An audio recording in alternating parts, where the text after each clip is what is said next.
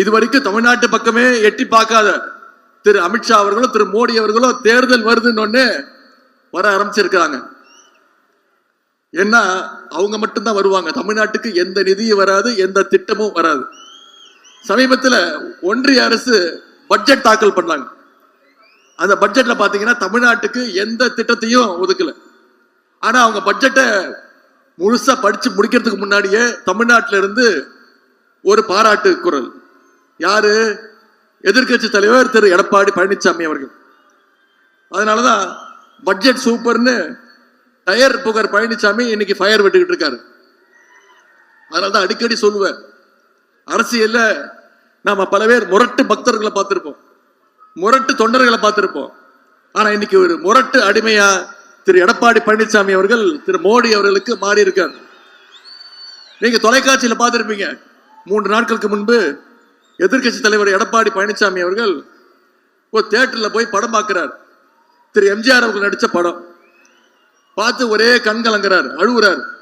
நான் யோசிச்சு பார்த்தேன், இந்நேரம் திரு எம்ஜிஆர் அவர்கள் உயிரோடு இருந்திருந்தாருன்னா இவரை பார்த்து என் கட்சியை எப்படி ஆக்கிட்டீங்களேன்னு பார்த்து எப்படி எழுதிருப்பாருன்னு யோசிச்சு பார்த்தேன்.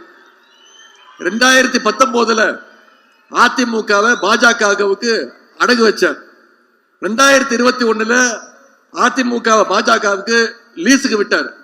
இப்போ 2026 அதிமுகவை பாஜகவுக்கு மொத்தமா வித்துட்டார்.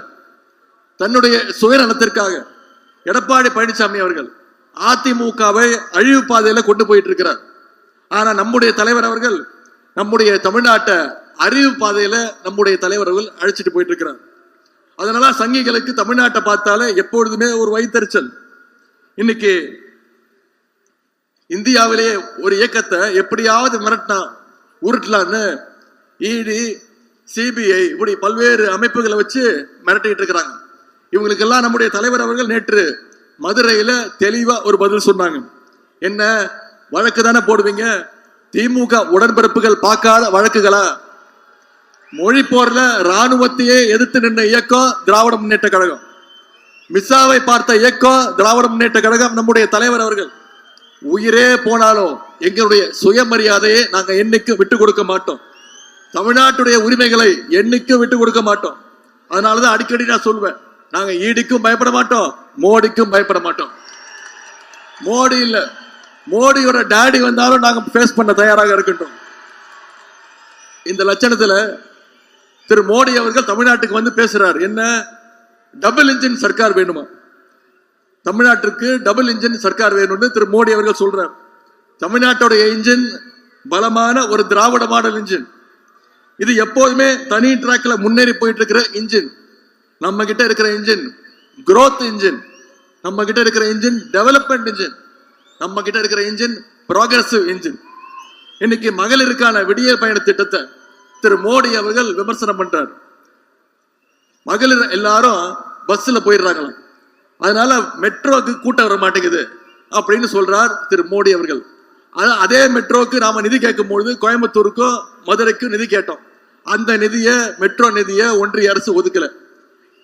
இதுல மகளிர் விடியல் பயணத்தை எப்படியாவது ரத்து செய்யணும் அப்படின்னு திரு மோடி அவர்கள் விமர்சனம் பண்றார். நீங்க கேள்விப்பட்டிருப்போம் ஒரு பழமொழி, ஜாடிக்கு ஏத்த மூடின்னு சொல்லுவாங்க. அது மாதிரி இன்னைக்கு மோடிக்கு ஏத்த ஒரு அடிமையா எடப்பாடி பழனிசாமி அவர்கள் கிடைச்சிருக்கிறார். இன்னைக்கு பாஜகவுடைய நோக்கம் மக்களை எப்படியாவது தொந்தரவு பண்ணி பதச்சு வெறுப்பை பரப்பணும்.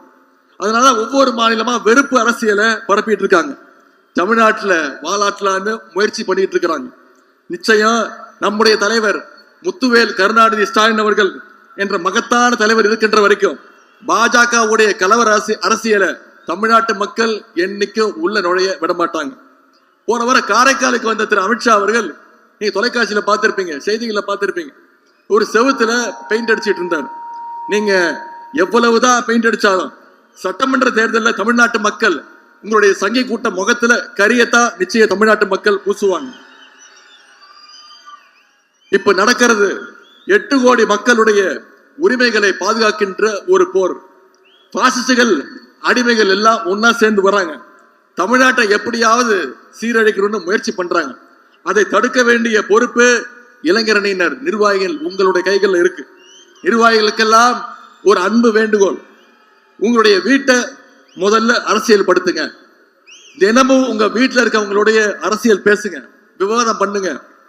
டெல்லி பாசிஸ்டுகளும் உள்ளூர் அடிமைகளும் தமிழ்நாட்டுக்கு என்னெல்லாம் துரோகம் செஞ்சிருக்கிறாங்கன்னு எடுத்து சொல்லுங்க. உங்களுடைய லைஃபை முதல்ல நீங்க நல்லா ஸ்டடியா புரிஞ்சுக்கோங்க, ஸ்டடி பண்ணிக்கோங்க. குடும்பம் மிக மிக முக்கியம். அதை விட முக்கியம் உங்களுடைய அடுத்த தலைமுறையினர். அதனாலதான் நம்ம இத்தனை விஷயங்களையும் போராட்டி பண்ணிட்டு இருக்கிறோம். வீடு நல்லா இருந்தாதான் நாடு நல்லா இருக்கும்னு பேரறிஞர் அண்ணா அவர்கள் நமக்கு சொல்லியிருக்கிறாங்க.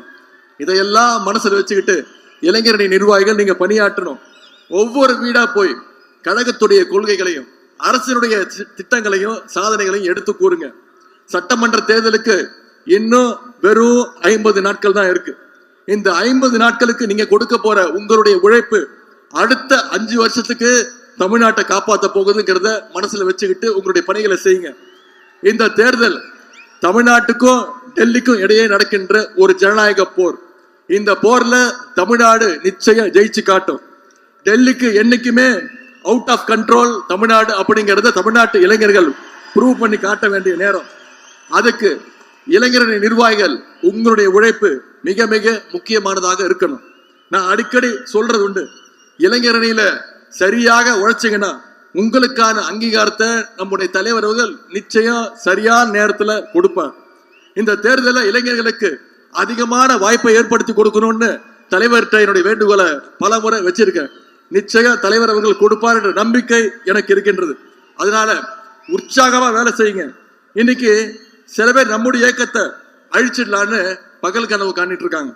நம்மள யாராலையும் எந்த நேரத்திலையும் அழிக்க முடியாது. பேரறிஞர் அண்ணா அவர்கள் ஏற்கனவே இதற்கான ஒரு பதிலை கொடுத்திருக்கிறார்.